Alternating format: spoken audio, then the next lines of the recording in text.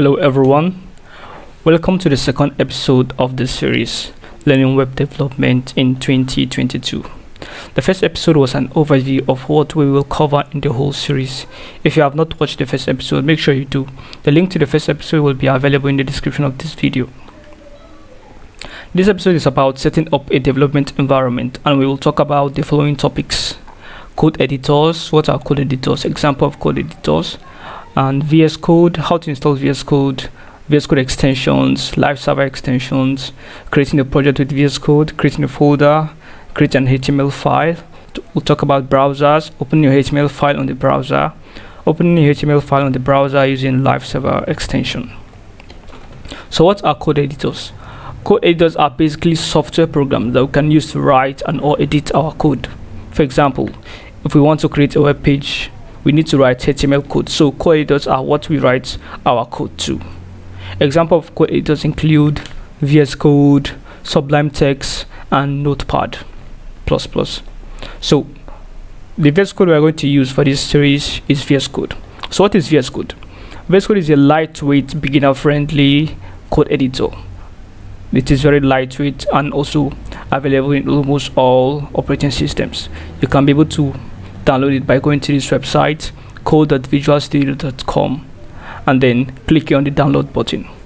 Now once you have downloaded it, here's a tutorial explaining how to install VS Code on your machine. Now you can go to this website.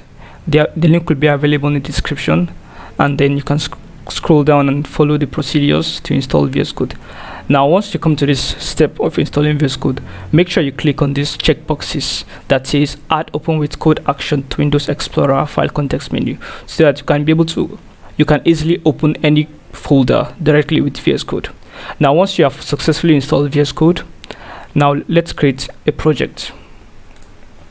For the sake of this tutorial, we are going to create a portfolio site. So I'm going to create a folder titled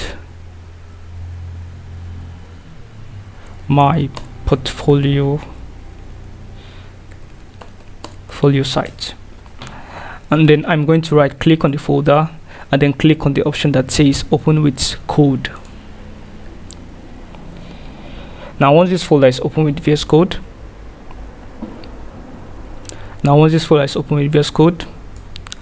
this is the VS Code environment. On the left hand side you have the menu, on the right hand side you have an option that shows you to create a new file, open a file, or open a folder, and also some of your recent projects. So what are VS Code extensions? VS Code extensions are basically third-party functionalities added to VS Code that can help us achieve some tedious tasks easily. Now to install a VS Code extension, all you have to do is go to the extension marketplace by clicking on the extension menu, and then you can see a list of extensions available for you to install. But we are going to install an extension called Live Server. So you can go to the search menu, search bar, and search for Live Server. Now this is the extension I'm looking for. It's called Live Server by Ritu Day. Now all you have to do is just install this extension. Okay, so now how can we create a file with VS Code?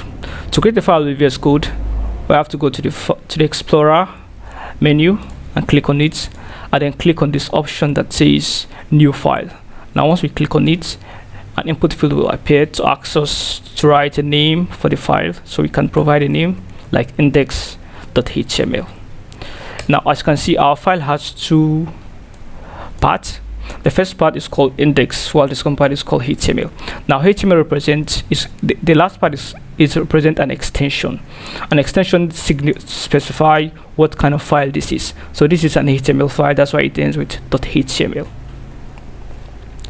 Now as you can see, we can be able to navigate through our file on the tab menu here, and we can be able to write our HTML syntax into the code editor. So VS Code has a shortcut that can enable us to create a simple HTML template by just typing an exclamation mark and then pressing enter.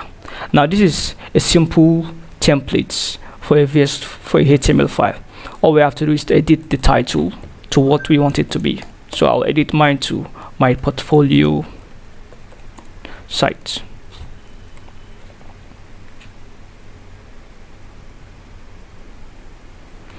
So now how can we open this project in a browser? Now we can go to the folder where we created the project and then double click on it to open it with the browser. Now this is the project, and there's nothing here because we don't have any code in the body of our HTML code. So let's try something like h1 my portfolio site. Let's save it, go back to the browser, and then refresh it. As you can see, this is very tedious. That means any changes we make to this HTML file, we have to go back to the browser and then refresh it in order to see the changes. That's where the live server extension comes into play. We can use the live server extension to create a simple HTTP server to serve our HTML file, which can detect all new changes that we make to it and then automatically refresh the browser for us. So to open this file with the live server extension, all we have to do is to right click and then select on the option that says open with live server. Now this will automatically open the browser and the file. So now let me break this windows side by side to see what happens anytime I make a new change. My name is Usman Hassan. Then now let me save it. As you can see, immediately the changes appear without me refreshing the browser. So this is basically an introduction to how to set up your development environment, and our next episode will be an introduction to HTML. We are going to cover stuff like the title element, the title tag, which we have here, and we're going to cover stuff like the h1 element, the paragraph element, which is the p tag here, and some other element as well. So thank you for watching, and see you on the next episode.